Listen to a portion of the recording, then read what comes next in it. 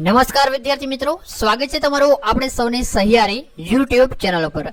વિદ્યાર્થી મિત્રો, આજે આપણે ગુજરાત પોલીસ ભરતીની વાત કરવાના છીએ। સાથે સાથે જે નવી ભરતી આવવાની છે તો એની વિશે પણ વાત કરવાની છે। કેટલી જગ્યા આવશે, ક્યારથી ફોર્મ ભરાશે, આવી બધી જ બાબત આજ કરી લેવાની છે। ઉપરાંતમાં કોન્સ્ટેબલની વર્તમાન ભરતી જે છે અને પરીક્ષા તારીખ બાબતે આજે એક ફાઇનલ એવા સમાચાર આવી ગયા છે, જેને કારણે તમારા જે પણ પ્રશ્નો છે પરીક્ષા તારીખ બાબતે ફરશે કે કેમ, તો એના વિશે પણ આજે તમને તમામ પ્રકારની માહિતી મળી જશે। જે પણ આપણી પાસે ઓફિશિયલ આવ્યું છે એના ઉપરથી તમને તમામ પ્રકારની માહિતી મળી જશે। ત્યારબાદ આપણે એ પણ જોઈએ છે કે ભાઈ ક્યારથી ફોર્મ ભરાશે, નવી પરીક્ષા આવે છે તો નવી પરીક્ષાના ફોર્મ જે છે ક્યારથી ભરાશે, બરાબર, ક્યારે નોટિફિકેશન આવશે, આવા ઘણા બધા પ્રશ્નો જે છે તમે પૂછી રહ્યા છો, તો એના વિશે પણ આજે આપણા આ વિડીયોમાં સમાધાન કરવાના છે, જેને કારણે તમને જો નવી ભરતી છે તો એની પણ માહિતી મળી જશે।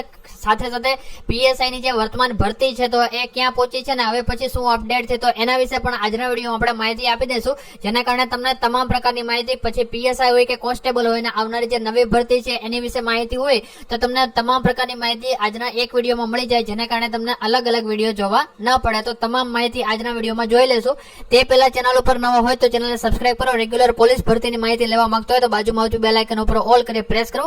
સાથે સાથે તમને ટેલિગ્રામ ઉપર રેગ્યુલર નવી પીડીએફ મળી રહી છે કોન્સ્ટેબલ અને અલગ અલગ ભરતીની, તો એ તમારે જોઈતી હોય તો તમે ફ્રીમાં ડાઉનલોડ કરી શકો છો। એની માટે તમારે ટેલિગ્રામમાં જઈ અને ટ્રેક નોલેજ 3 આ વસ્તુ સર્ચ કરો, બાકી એની લિંક તમને વિડીયો ડિસ્ક્રિપ્શનમાં મળી જશે, તો જોડાઈ જાવ। મુદ્દા આપણે જોઈએ છે, રાજ્યમાં પોલીસ વિભાગમાં ખાલી જગ્યાઓ ભરવાના મુદ્દે ચાલી રહેલા કેસમાં હાઈકોર્ટની ચીફ જસ્ટિસની ખંડપીઠે રાજ્ય સરકારને સૂચન કર્યું છે કે દર વર્ષે પોલીસ ભરતી માટેનું કેલેન્ડર બહાર પાડવામાં આવે।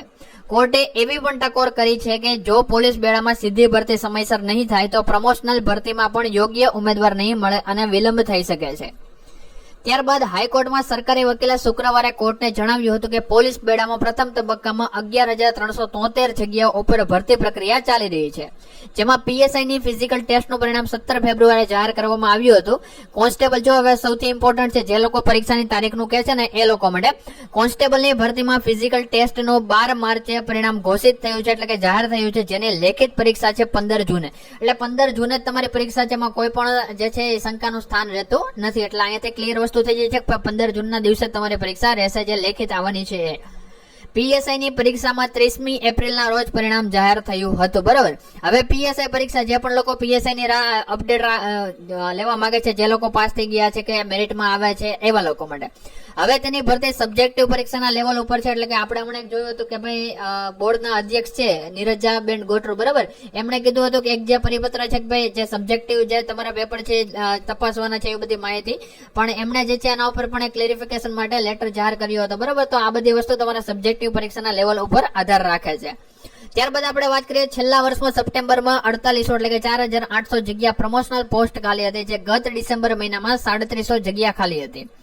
જાન્યુઆરી મહિનામાં 700 જગ્યા ખાલી હતી। છેલ્લા 3 મહિનામાં 2370 પોલીસ કર્મીઓનું પ્રમોશન થયું છે, જ્યારે 1921 જગ્યા ખાલી છે, જેથી હાઈકોર્ટે કહ્યું હતું કે જો સીધી ભરતી સમયસર થાય નહીં તો પ્રમોશન માટે પણ યોગ્ય ઉમેદવાર મળી શકશે નહીં અને પ્રમોશનની ભરતીમાં પણ મોડું થઈ શકે છે। સરકારી વકીલે કહ્યું હતું કે રાજ્યમાં 5 પોલીસ ટ્રેનિંગ સેન્ટર છે અને 2 નવા બની રહ્યા છે, જેની 2500ની કેપેસિટી છે, જેમાં વધુ 500ની ક્ષમતાનો ઉમેરો થશે। નિર્માણાધીન પોલીસ ટ્રેનિંગ સેન્ટરના ફોટા કોર્ટ સમક્ષ મૂકવામાં આવ્યા હતા। હાઈકોર્ટે સરકારને પોલીસ બેડામાં સીધી ભરતીનો દર વર્ષે રેગ્યુલર કેલેન્ડર બહાર પાડવા સૂચન કર્યું હતું। હાઈકોર્ટે સરકારને પ્રગતિ અહેવાલ રજૂ કરવા સાથે વધુ સુનાવણી વેકેશન બાદ એટલે કે 25મી જુલાઈ રાખી છે। હવે આપણે જે આવે છે મહત્વની વસ્તુ, ઉલ્લેખનીય છે કે અગાઉ હાઈકોર્ટને જણાવવામાં આવ્યું હતું કે રાજ્યમાં પોલીસ બેડામાં 25,660 જેટલી ખાલી જગ્યાઓ પર સીધી ભરતી કરવામાં આવશે, જે પૈકી પહેલા તબક્કામાં 11,000 કરતા વધુ પોસ્ટ માટે ભરતી બહાર પાડવામાં આવેલી છે, જે હાલની ભરતી છે। તેમાં અત્યારે શારીરિક કસોટી પૂર્ણ થઈ ચૂકી છે। આ જગ્યાઓ માટે 10 લાખ ઉમેદવારો નોંધાયા હતા। 25,660 એટલે કે 25,660 પૈકી બાકીના ખાલી જગ્યાઓ એટલે કે 14,283 જગ્યા ઉપર બીજા તબક્કાની ભરતીની જાહેરાત ઓગસ્ટ અથવા સપ્ટેમ્બરમાં બહાર પડાશે। મિત્રો, અહીંથી ચોખ્ખું ક્લિયર થઈ જાય છે।